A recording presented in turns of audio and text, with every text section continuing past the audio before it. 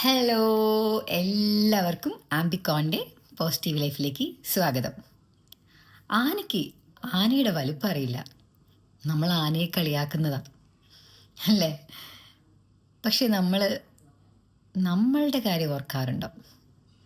ജീവിതത്തിൽ ഏറ്റവും കൂടുതൽ മനുഷ്യൻ ചെലവഴിക്കുന്നത് ചുറ്റുമുള്ള കാര്യങ്ങൾക്ക് വിലയിടാനാണ്.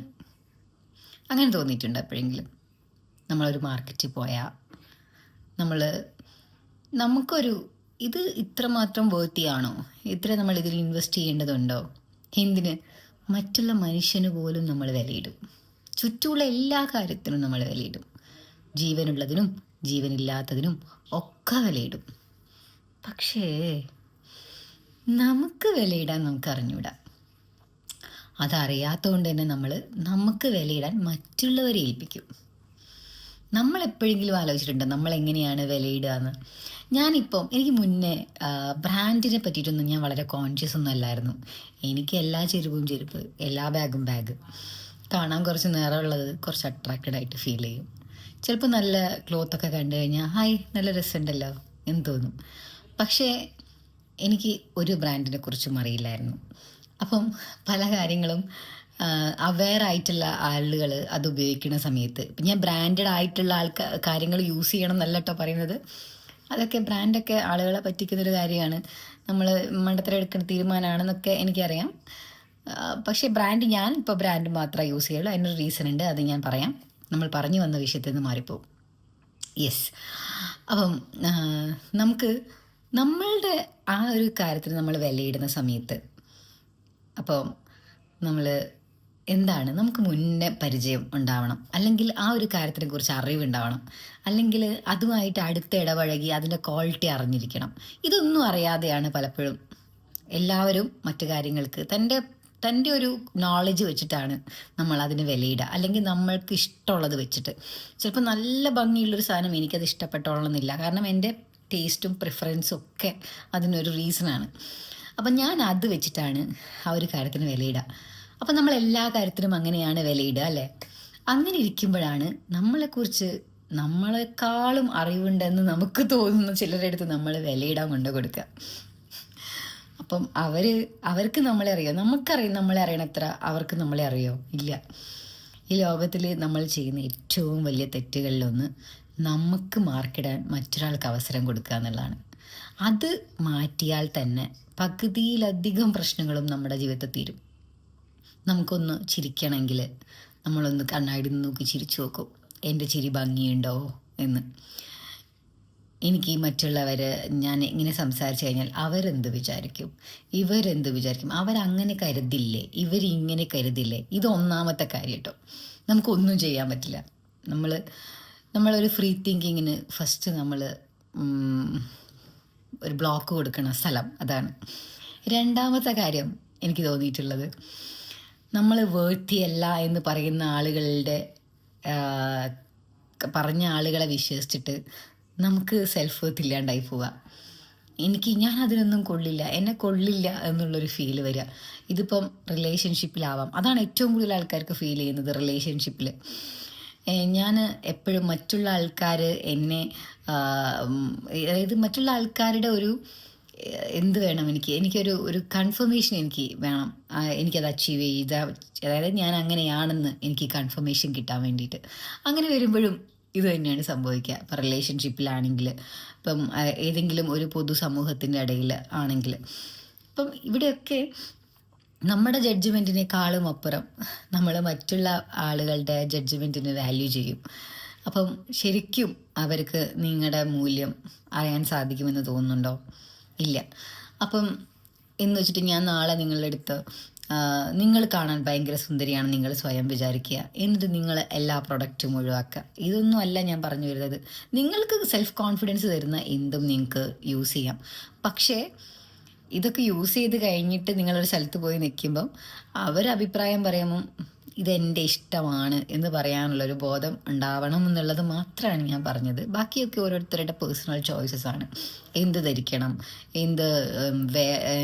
ഇനിയിപ്പം ലിപ്സ്റ്റിക്ക് ഡാർക്ക് ഷെയ്ഡ് ഇടണോ, ലൈറ്റർ ഷെയ്ഡ് ഇടണോ, കണ്ണ് നന്നായിട്ട് എഴുതണോ, കണ്ണ് എഴുതണ്ടേ, പുരികം കട്ടിയിൽ വരയ്ക്കണോ വരയ്ക്കണ്ടേ, ഇതൊക്കെ ഓരോരുത്തരുടെ പേഴ്സണൽ പ്രിഫറൻസസ് ആണ്. ഫൗണ്ടേഷൻ ഇടണോ, ഇതൊന്നും മറ്റുള്ള ആൾക്കാർ പറഞ്ഞിട്ട് നോക്കാൻ നിൽക്കണ്ട. ചിലർക്ക് മീശ വെക്കണം, ചിലർക്ക് മീശ വെക്കണ്ട, ചിലർക്ക് മീശ വരില്ല, അപ്പം മീശ ഇല്ലാത്തതൊരു പ്രശ്നമായിട്ട് എടുക്കുക. ഇതിൻ്റെ ഒന്നും ആവശ്യമില്ല. നിങ്ങൾക്ക് എന്തെങ്കിലും, അതായത് നിങ്ങൾക്ക് കാണുമ്പോൾ കുറച്ചുകൂടി അട്രാക്ഷൻ വേണം തോന്നുകയാണെങ്കിൽ നിങ്ങൾക്ക് ഇതൊക്കെ ഈസി ആയിട്ട് സബ്ലിമിനലൊക്കെ വഴി നേടാവുന്നതാണ്. സ്വന്തം അഫർമേഷൻസ് ഉണ്ടാക്കിയിട്ട് അല്ലെങ്കിൽ സ്വന്തം സബ്ലിമിനൽ ക്രിയേറ്റ് ചെയ്തിട്ട് നിങ്ങൾക്ക് നേടാവുന്നതാണ്. അതിന് നമ്മളുടെ ഇഷ്ടം, നമുക്ക് കാണാൻ ഭംഗിയുള്ള രീതിക്ക് നമ്മൾ നടക്കുക എന്നുള്ളത്. നമ്മൾ ബേസിക് ആയിട്ടുള്ള ഫിസിക്കലി നമുക്ക് തന്നിരിക്കുന്ന ഒരു കാര്യത്തിനെ മോഡിഫൈ ചെയ്യാൻ നമുക്ക് ഒരു പ്രശ്നവുമില്ല, നമുക്കത് ചെയ്യാം. ഇനിയിപ്പം ഇതൊന്നുമല്ല, നമ്മൾ നോളജ് നമുക്ക് ഉയർത്താവുന്നതേ ഉള്ളൂ. നമുക്ക് സെൽഫ് കോൺഫിഡൻസ് തരാത്തൊരു സ്ഥലത്ത് എനിക്ക് കുറച്ചുകൂടി നോളജ് ഉണ്ടെങ്കിൽ ഞാൻ കുറച്ചുകൂടി എനിക്ക് അവരോട് കോമ്പീറ്റ് ചെയ്യാൻ പറ്റും തോന്നുന്നൊരു സമയത്ത് നിങ്ങൾക്ക് വേണമെങ്കിൽ ചെയ്യാം. അല്ലാതെ ഇന്നത് നീ പഠിച്ചത് കൊണ്ട്, ഇപ്പം നമ്മൾ യൂഷ്വലി കുട്ടികളോടൊക്കെ കാണിക്കുന്ന അതാണല്ലോ, നിങ്ങൾ ഇങ്ങനെ പഠിച്ചു കഴിഞ്ഞാൽ, ഇല്ലെങ്കിൽ ഇത്ര മാർക്ക് അച്ചീവ് ചെയ്ത് കഴിഞ്ഞാൽ, ഇന്ന ഒരു സബ്ജക്റ്റിൽ ഇത്ര സ്കോർ ചെയ്ത് കഴിഞ്ഞാൽ, ഇപ്പോൾ IT ആണ് മുന്നിൽ നിൽക്കുന്നത്, അല്ലെങ്കിൽ ഇപ്പോൾ മെഡിസിനാണ് മുന്നിൽ നിൽക്കുന്നത്, അങ്ങനെ മറ്റുള്ളവർ പറയുന്നതല്ലാതെ എനിക്ക് ഇതാണ് ഇഷ്ടം, ഇതിൽ കൂടുതൽ മാസ്റ്റർ ചെയ്യണം എന്ന് വിചാരിക്കുന്ന കാര്യങ്ങളിലേക്കൊക്കെ ഒന്നുകൂടെ കുറച്ചുകൂടെ ശ്രദ്ധിക്കാനൊന്ന് ശ്രമിക്കുക. ഇതെന്തിനാണ് ഞാൻ പറഞ്ഞിരുന്നതെന്നറിയോ? എന്നെ വിളിക്കുന്ന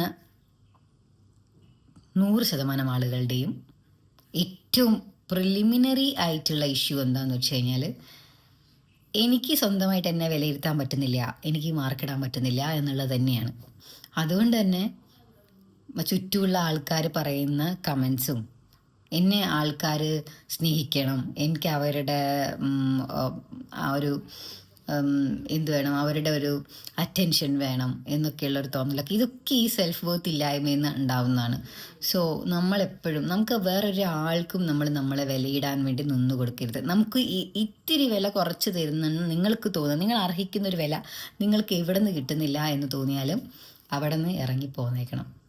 ഒന്നും തിരിഞ്ഞു നോക്കരുത്. അവിടെ വേണ്ട നിങ്ങൾക്ക് നിങ്ങളെ ഏറ്റവും വിലമതിക്കുന്ന സ്ഥലങ്ങളുണ്ട്.